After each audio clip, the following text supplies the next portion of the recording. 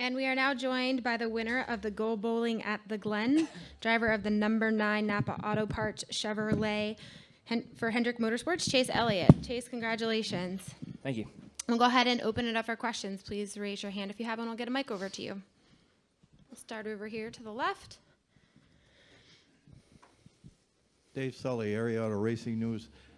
Chase, would you consider the pivotal part of this race beating Martin on that last pit stop? How important was that? Do you think if he'd have gotten out first, it might have changed things? Yeah, for sure. I mean, I felt like he was. I felt like he was a little faster than we were, really, in all reality. And track position was king, and just having the clean air, I think, made the difference. So, getting out in front of him on the restart, and then, guys doing a good job on pit road and not having any mistakes. That was a big deal. Additional questions? Come down here to Nate. Nate Ryan, NBC Sports. Chase, do you think Truex was trying to side draft you on that last restart when you guys made contact on the front stretch? Yeah, I don't know. I haven't seen it. I thought I was going straight, and I thought he just turned in early. So I didn't really know what happened. Obviously, I wasn't real happy about it. At the time, I was just worried that I was going to have a flat tire, because of it. And then we ended up side by side up through the S's, kind of still hitting each other up through there, and which is fine. It's really narrow. I don't know on the restart thing, but maybe. I'm not sure. Maybe I didn't turn in soon enough. I don't know, but yeah, we hit nonetheless, and I was worried about that tire. Alan, when he was in here, said that he felt like that obviously was, you guys knew whoever came out ahead was going to win the race. Was that pretty much it? I mean, because it was so difficult passing clean air. Yeah, I mean, it was definitely tough. I mean, it was doable. The guy in front, just had to get close, and then the guy in front had to have a little bit of a bobble at the right time. I mean, you could bobble, but you just couldn't do it at the wrong spot. So I just tried really hard not to make any mistakes and not give it to him. I felt like he was a little better. If he was going to beat me, I wanted him to come up there and outbreak me and pass me. I wanted to make it as hard as I could on him and just not hand it to him was my goal. Coming down here to Lee. Lee Spencer, RacingBoys.com. Don't take this the wrong way, but when you came over the radio and you said he doored me, why were you surprised that happened on a restart? Because, I mean, there's so much bumping and banging that goes on a road course that I think he thought he told us he thought he had the faster car. So I guess, we kind of weren't surprised it happened, but you seemed surprised. Yeah, I mean, I don't know. Restarts, they happen. I can't answer that. I'm not sure. I haven't seen it, so I don't know.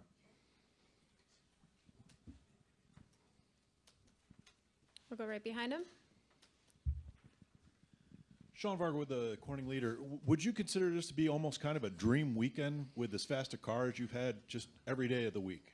Yeah, I mean, we've never done this as a team. This was the first time we ever gone somewhere and sat on the pole and led the most laps and won the race. I've never done that in my career, and I'm sure Alan has, at some point. But as a group, we've never done that. So I just feel like that to me is I feel like the biggest piece of the whole weekend is just knowing that we're the type of team and the caliber of team that can go and put on those kind of performances, and those are the kind of performances you have to put on to compete with those guys that win often. So we just need to go do that more often, and I think we can run with them. I'll come right here in the middle. Marius DeCala, 89.1 The Point. First off, Chase, congratulations on the win. Thank you. What's it like being able to pick up 7 playoff points towards the title? Because how a dominant win like that's got to be huge for you. Yeah, and those playoff points are huge, and I think that's the key that those guys and the advantage that those guys have. The guys that have 4 or 5 wins already, they have probably double as many playoff points as we do. So. That those guys that have won often and won that much, I mean, they're just about a lock for Homestead, almost. I mean, they have a heck of a lot of help to get there. So that's the kind of position you want to put yourself in before the final 10 start, for sure. And then your battle with Truex in the final laps. Was it more or less difficult to the deja vu moment from last year? I mean, I felt like it was really similar. Heck, I thought it felt the exact same, you know, and he was a little faster than I was, and I was just trying not to mess up. And yeah, luckily, if I had messed up in turn one like I did last year, I think he'd have got me. I think he was close. You know, he was close enough to do it. So yeah, luckily had a fast enough car to stay out front. We'll go all the way in the back to Jim. JimMutterMotorsport.com. I asked Alan this earlier, and you kind of alluded to it a little bit, but you guys have had a tough last several weeks. Not just the win, but how your team performed throughout the course of this weekend. How important was that to you to reinforce that you still can do put all the pieces together before heading into the playoffs?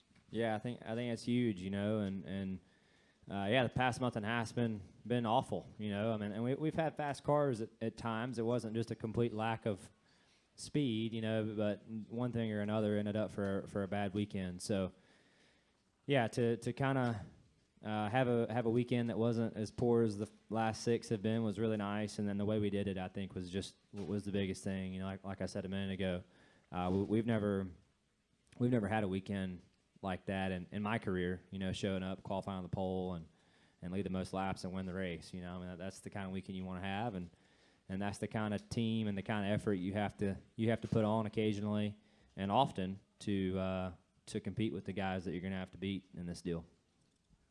We'll come right down here to your right, Chase. Andrew Laguerre from the Elmira Star-Gazette.